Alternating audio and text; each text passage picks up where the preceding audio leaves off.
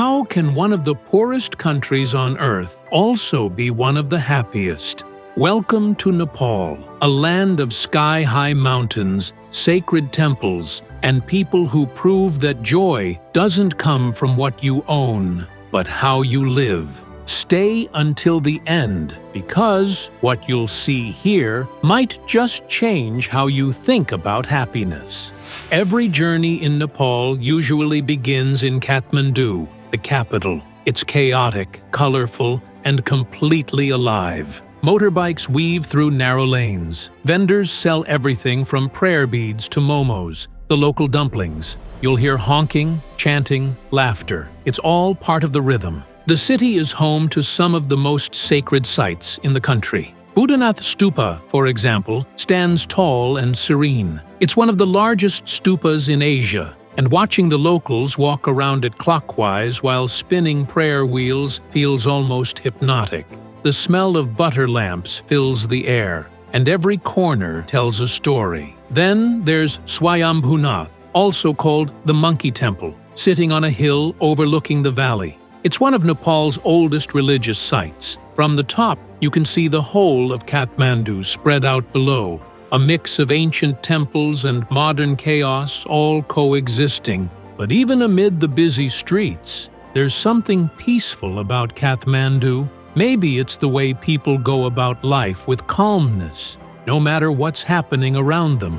Just outside Kathmandu lie two cities that feel like time travel: Patan and Bhaktapur. Patan, also known as Lalitpur, is known for its exquisite art and architecture. Its Durbar Square is filled with centuries-old temples carved with incredible detail. Artisans still craft metal statues and handmade jewelry the same way their ancestors did hundreds of years ago. Then there's Bhaktapur, perhaps the most beautiful of the three ancient cities in the Kathmandu Valley.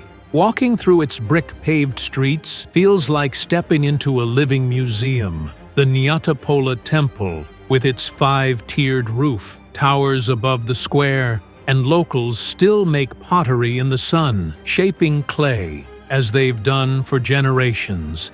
There's no rush here. Life moves slowly. Kids play in the courtyards, and elders sit together, talking and laughing as they watch the world pass by. In these places, happiness seems simple, found in daily rituals, in craftsmanship, in community.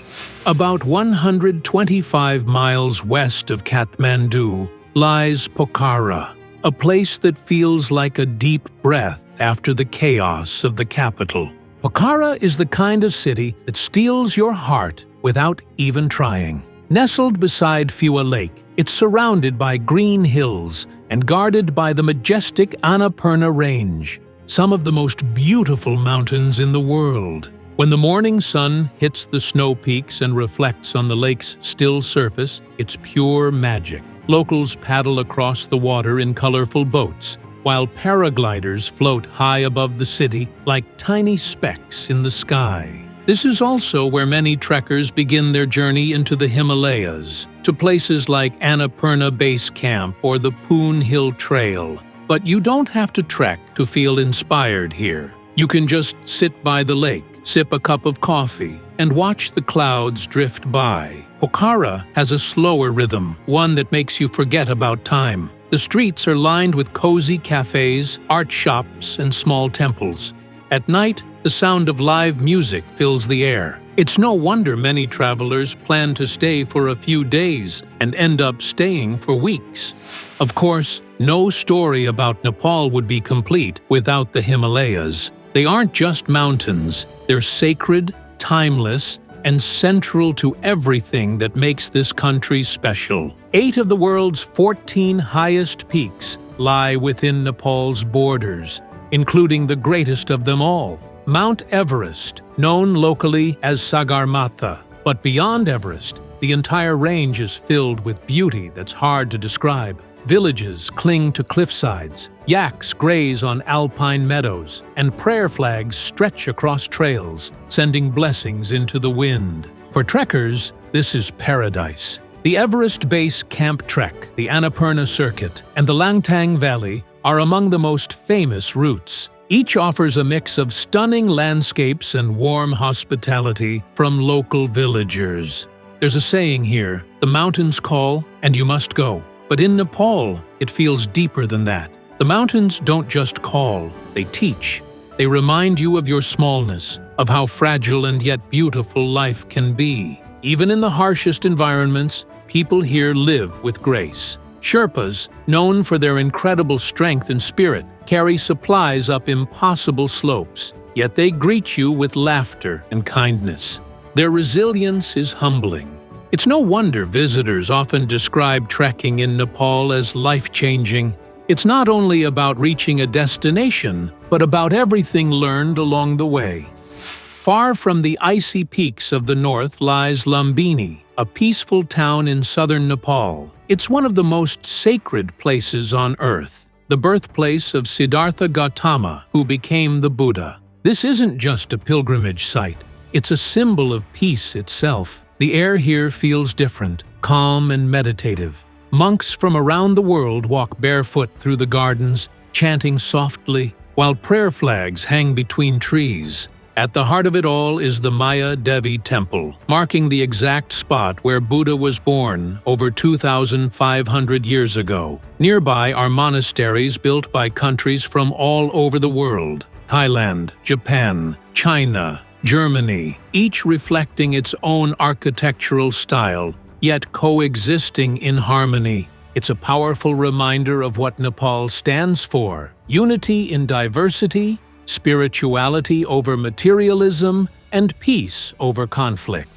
If the north is ruled by mountains, the south tells a different story. Chitwan National Park, a UNESCO World Heritage Site, lies in the subtropical plains near the Indian border. Here, the land is flat and lush, filled with jungles, rivers, and wildlife. This is one of the best places in Asia to see Bengal tigers, one-horned rhinoceroses, and Asian elephants in their natural habitat. You can explore the park by jeep or canoe, gliding down the Rapti River, while crocodiles sunbathe along the banks.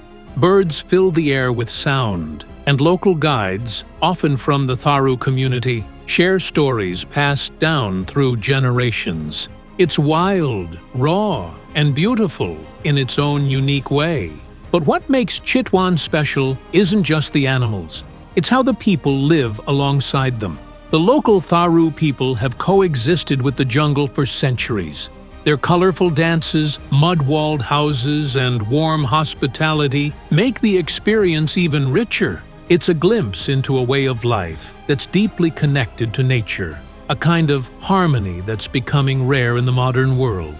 Far beyond the main tourist trails, past dry riverbeds and wind-swept valleys, lies Mustang, a place that feels untouched by time. Once known as the Forbidden Kingdom, Mustang remained closed to outsiders for centuries, preserving a way of life deeply rooted in Tibetan culture. The landscape here is dramatic: cliffs carved by wind, caves etched into the mountains, and narrow trails that wind through endless shades of red and brown.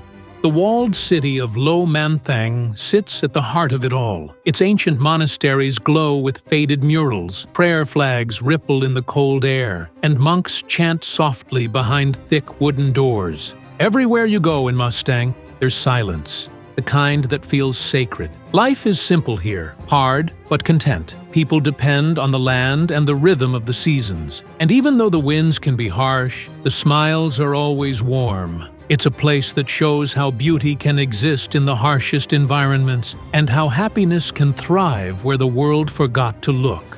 Nepal ranks among the poorest countries in the world. Many people survive on less than a few dollars a day. Infrastructure is limited, healthcare can be hard to reach, and jobs are often scarce.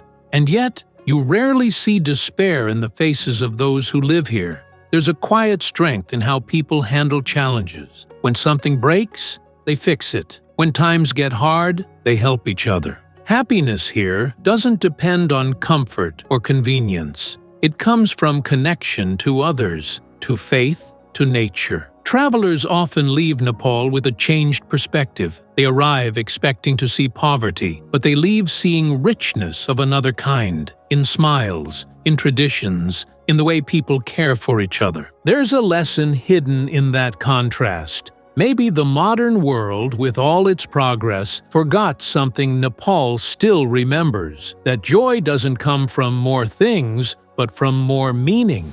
Nepal might not have wealth in the traditional sense, but it holds something far greater: peace, resilience, and joy. From the chaos of Kathmandu to the calm of Pokhara, this country shows that happiness isn't about having everything, but about appreciating what's already there. It proves that even in a place called poor, hearts can be the richest in the world. This is Nepal, the poorest country with the happiest people. If you enjoyed this journey, don't forget to like, subscribe, and join the next adventure.